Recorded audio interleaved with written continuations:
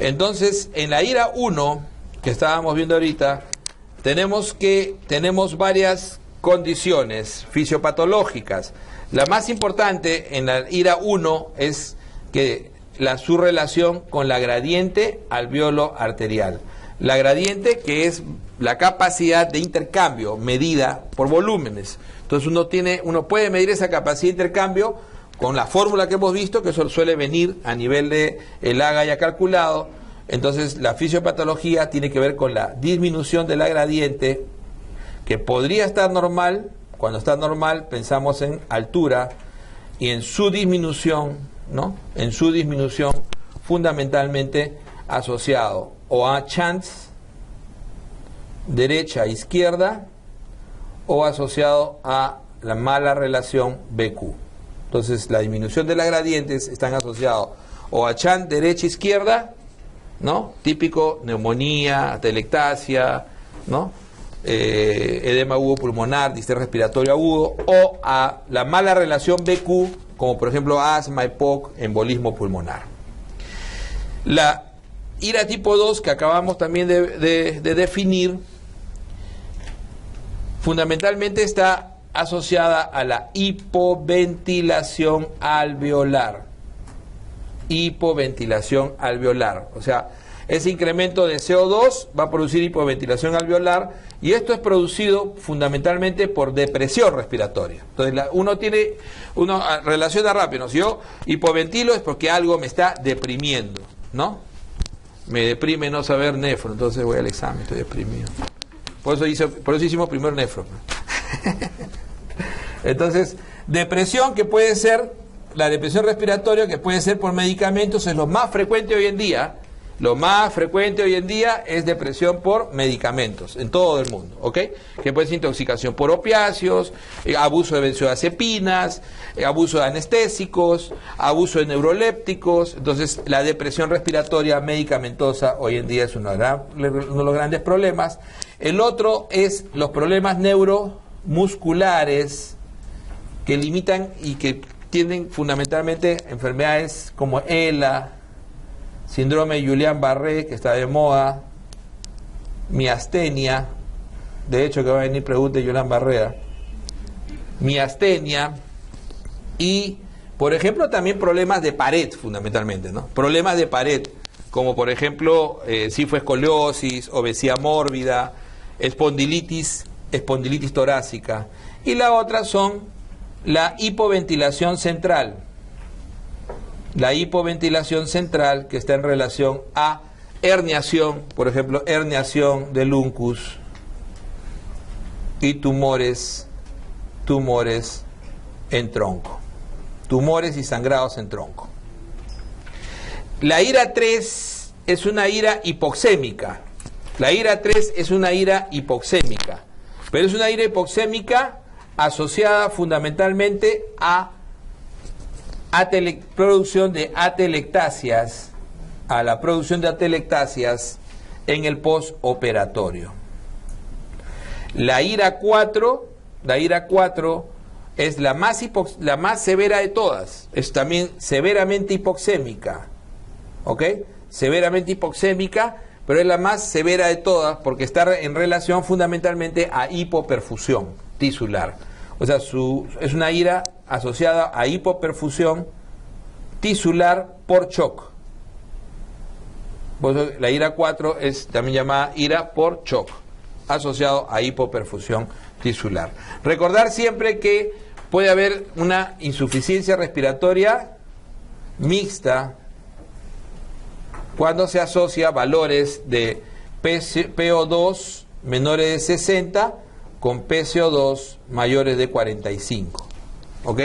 Entonces puede haber una IRA mixta 1-2 o también llamada IRA 1-2 cuando tenemos PO2 menores de 60 y PCO2 mayores de 45.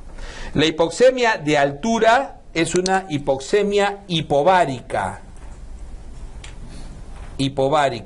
y es una hipoxemia asociada a gradiente alveolo arterial normal. Por lo tanto, lo que tiene es FiO2 bajo. Tiene FiO2 bajo. ¿Ok? Esa es la hipoxemia de altura. ¿Qué genera eso? Como toda hipoxemia periféricamente nos va a estimular a la hiperventilación y por lo tanto siempre vamos a tener alcalosis respiratoria inmediata.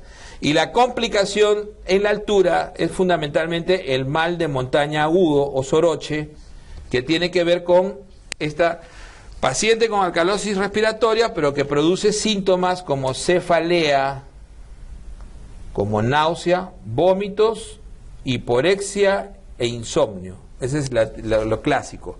Cefalea, náuseas, vómitos, hiporexia, insomnio. ¿Ok? Y que puede complicarse severamente, que el tratamiento de mal de montaña agudo es fundamentalmente bajar a la costa o usar cámara hiperbárica, ¿no? O usar oxígeno incluso, pero lo más importante es bajar a la costa, o puede producir una complicación severa como es el edema agudo pulmonar de altura, que ahí sí no funciona bajarlo ya a la costa. Y que es un paciente que hace una falla derecha, fundamentalmente una falla derecha, ¿no? Que tiene 30% de mortalidad. La cianosis central es el incremento de hemoglobina reducida por lo menos a 5 gramos o más. Y se evidencia obviamente con cianosis a nivel de mucosas y periférico. O sea, vamos a ver la cianosis a nivel de los labios, mucosas, así como en la periferia, para llamarlo central.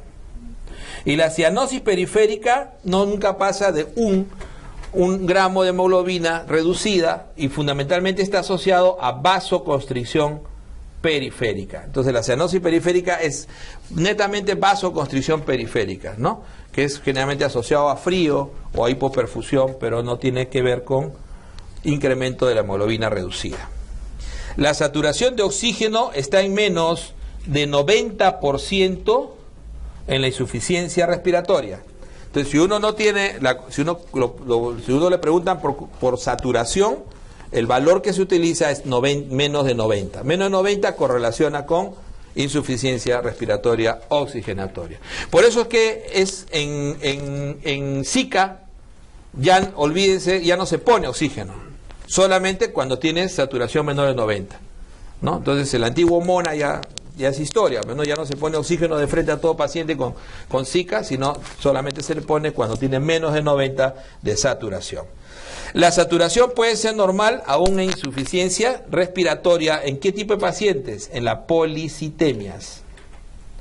En las policitemias la saturación puede ser normal aún estando en insuficiencia respiratoria. O sea, todo puede fallar en algún momento, ¿no? ¿Qué nos fallaba el PCO2? El PO2 nos fallaba cuando había intoxicación por monóxido.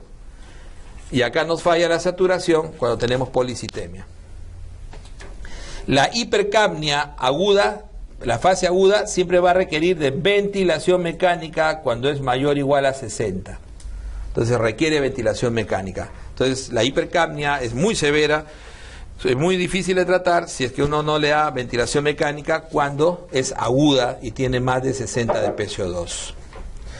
El distrés respiratorio agudo tiene un infiltrado de tipo alveolar bilateral en la radiografía de tórax, que es importante, que es uno de los criterios, ¿no? Infiltrados alveolares algodonosos bilaterales a nivel de radiografía de tórax. Y entonces sus criterios van a ser el más importante, el primero es el daño pulmonar agudo.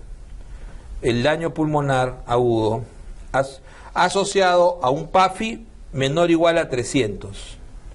Recordemos que el PAFI es la relación de la presión, ¿no?, arterial de oxígeno sobre su FiO2, que cuando es menor de 400 el paciente se relaciona a paciente con insuficiencia respiratoria, con hipoxemia. Se relaciona con hipoxemia, ¿ok? Hipoxemia afectiva. Y cuando es menor de 300, en este caso, menor o igual a 300, es el criterio daño pulmonar con PAFI bajo, menor de 300. Otro criterio es la radiografía de tórax con infiltrados bilaterales alveolares. Y el tercer criterio va a ser la ausencia de daño cardíaco, medido por una presión de capilar pulmonar normal o menor de 18 milímetros de mercurio. Entonces, hasta ahora no se ha usado el concepto de presión capilar pulmonar, y más bien casi todas las preguntas siempre han hecho referencia al hecho de que ausencia de daño cardíaco nada más, ¿no? O sea, dicen el paciente sin daño cardíaco, sin insuficiencia cardíaca, entonces puede ser, o si nos pueden poner en esta oportunidad la presión de capilar pulmonar. Entonces, esos tres criterios son necesarios para decir paciente en distrés respiratorio agudo. El paciente en síndrome de distrés respiratorio agudo tiene hoy en día estos tres criterios, 300 como PAFI, menor o igual a 300, es el criterio de Berlín, moderno. Hay un criterio antiguo que dice que entre 200 y 300 no sería todavía distrés respiratorio, sino sería injuria pulmonar. Tengan en cuenta que siempre en medicina pueden suceder estas cosas y podría hacer la pregunta referencia al criterio antiguo. Criterio antiguo, esto se llama, y ya en el criterio nuevo se llama distrés respiratorio agudo leve. O sea, justo el estadio leve es de 200 a 300. Eso antiguamente no se consideraba distrés en el criterio antiguo y se decía injuria pulmonar. O sea, el paciente todavía está en injuria pulmonar y no entraba en distrés. Y en el criterio antiguo se decía distrés de 200 para abajo. ¿No es cierto? Pero en el criterio nuevo utilizamos 300. Entonces hay que tener en cuenta eso, ¿ok? Básicamente esa diferenciación. La causa más frecuente de distrés, así como hemos estado diciendo, a secas, causa más frecuente, sin darme otro dato, va a ser siempre sepsis. Va a ser siempre sepsis. Recordemos que existe las causas directas, si nos dijeran, y también indirectas. Y de las causas directas, la primera va a ser neumonía, y de las indirectas, sepsis de origen no pulmonar, ¿no? Hay que tener en cuenta las indirectas, siempre la pancreatitis como una causa importante, ¿no? Y el pulmón de shock. Y debajo de la neumonía hay que tener en cuenta también la contusión torácica y la aspiración de contenido gástrico como causas directas. Pero si ahí me dicen directamente nada más, primera causa más importante o causa más frecuente de distrés respiratorio agudo, sepsis de frente a secas. La causa de hipoxemia en el distrés respiratorio agudo es fundamentalmente un edema severo que produce CHAN derecha-izquierda. Un CHAN derecha-izquierda o cortocircuito o CHAN derecha-izquierda. ¿Ok? La compliance en el distrés, y ojo que esto obviamente tiene una gradiente alveolo arterial muy alta. La compliance en el distrés respiratorio agudo está muy disminuido y es causa de la principal complicación, que es atelectasias. ¿Ok? Esta compliance está disminuida por disminución de la producción de surfactante. Por la disminución de la producción de surfactante. La clínica en el distrés respiratorio agudo es taquipnia, disnea y cianosis. Es taquipnia, disnea y cianosis. Esa es la clínica clásica. El diagnóstico diferencial de distrés respiratorio agudo siempre va a ser el edema cardiogénico, justamente por eso hay que tener una presión de capilar pulmonar menor de 18, ¿no? El EPIT agudo y la hemorragia pulmonar difusa.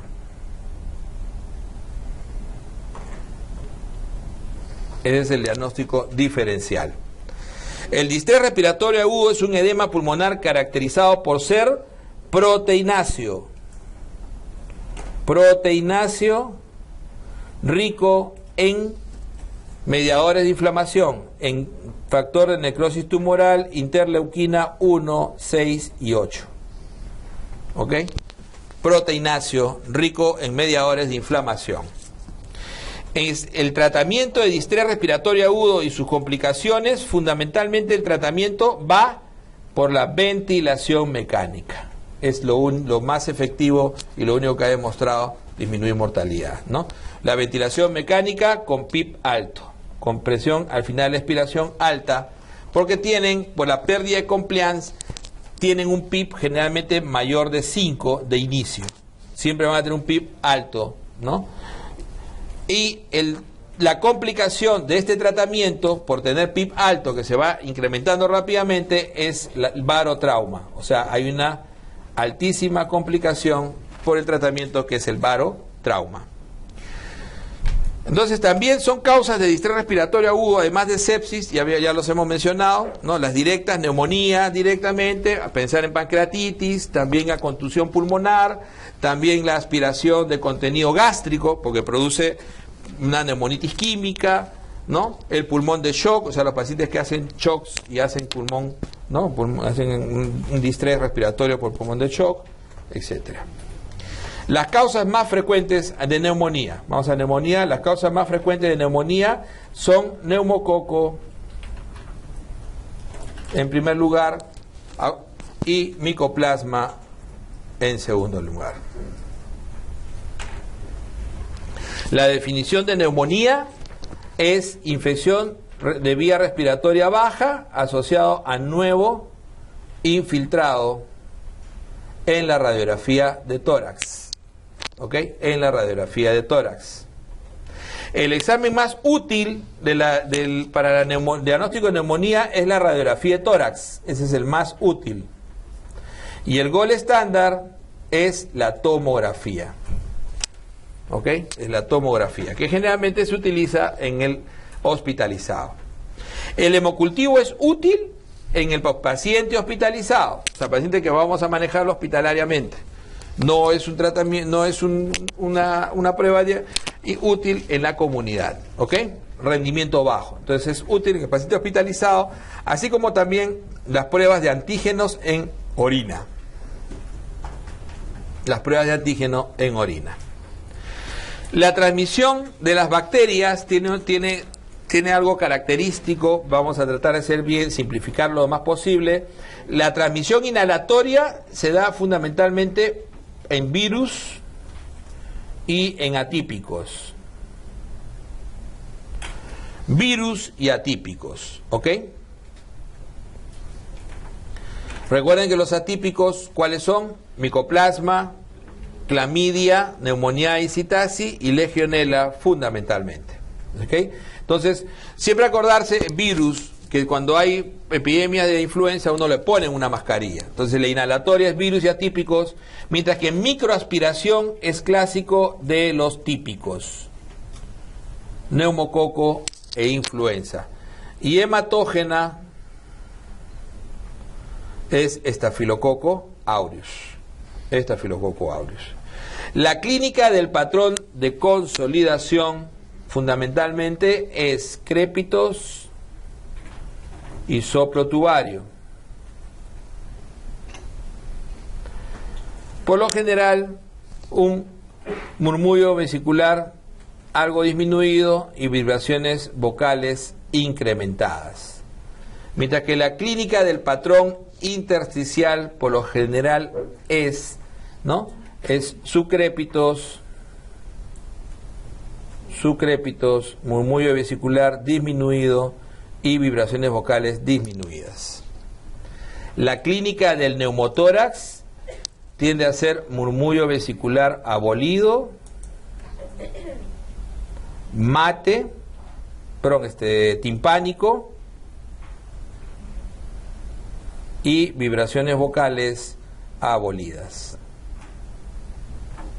La clínica del derrame es muy semejante, murmullo vesicular abolido,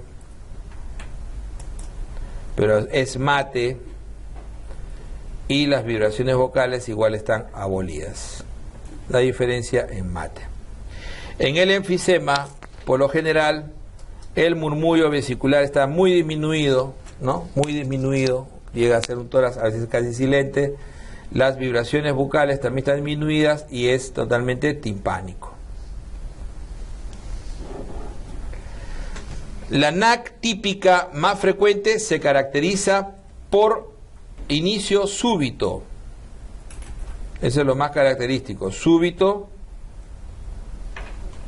fiebre, tos con expectoración mucopurulenta. Entonces, inicio súbito, fiebre y tos con expectoración mucopurulenta. Ese es el cuadro típico. El neumococo, ¿no?, es un gran positivo, y es el 90% de las causas de los típicos, ¿ok? Y es el 90% de la causa de los típicos. Y es sensible fundamentalmente por siendo gran positivo, aeróbico, es sensible a penicilina. O sea, directamente tratar neumococo como tal es tratar con penicilina fundamentalmente. La localización del infiltrado en neumococo es más frecuente en el lóbulo inferior derecho. Es más frecuente en el lóbulo inferior derecho. El serotipo 3 de neumococo tiende a cavitar y es de pronóstico malo. Es la que produce generalmente la llamada neumonía fulminante. ¿Ok? Es la que produce generalmente la llamada neumonía fulminante. Entonces es un serotipo bastante agresivo de neumococo que tiende a cavitar. Recuerden que por lo general cavitan en forma aguda dentro del hospital Staphylococcus aureus y Pseudomonas. Estos son los que cavitan en forma aguda. Y crónica, tuberculosis y Aspergillus. Estos son los 4 que siempre tienden a cavitar, ¿ok? En forma aguda, típicamente intrahospitalario, Staphylococcus aureus y Pseudomonas aeruginosa, y tuberculosis y Aspergillus en forma crónica. Entonces acá puede cavitar, pero por este serotipo. Entonces la detección de antígenos en orina, en neumococo, también ayuda a corroborar el diagnóstico. El compromiso supurativo más frecuente en la neumonía por neumococo es empiema. Ese es el compromiso supurativo, ¿no?, más frecuente. La vacuna contra neumococo, ¿no?, que de mucopolisacárido 23, ¿no?, es de mucopolisacárido 23, es de la cápsula y es de eficacia 60 a 75%, ¿no?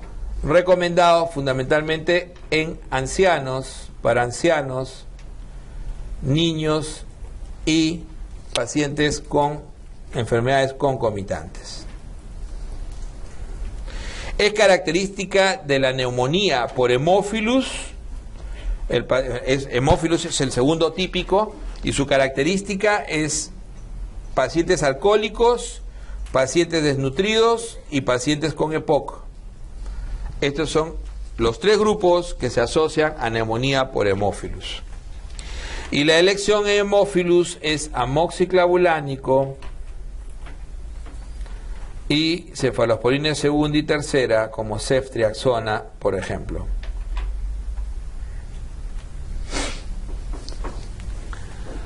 La neumonía atípica, su característica es fundamentalmente inicio insidioso, cefalea, mialgia y síntomas respiratorios altos, además de tos seca o improductiva, ¿no? Tos seca y productiva, ¿no?, fundamentalmente, y febrícula. Este es lo característico del atípico. El atípico suele ser, es insidioso, 1 a 2 semanas, cefalea, mialgia, ¿no?, generalmente tos seca, ¿no?, y febrícula. Pero puede haber características muy propias de algunos de ellos. Por ejemplo, un atípico que tenga dolor de oído, otalgia o dolor de oído, o que haga rash dérmico, o que haga anemia hemolítica autoinmune asociado a crioaglutininas frías, es característico de Mycoplasma pneumoniae. ¿Ok? Entonces, esta es la clínica atípica, a la cual algunos atípicos tienen sus propias características. Entonces, típicamente otalgia, rash dérmico, anemia hemolítica autoinmune por creatininas, nos hace pensar en micoplasma. ¿Cuál es otra característica del micoplasma? Grupo etario, generalmente adolescentes y jóvenes. Es típico de la micoplasma de adolescentes y jóvenes.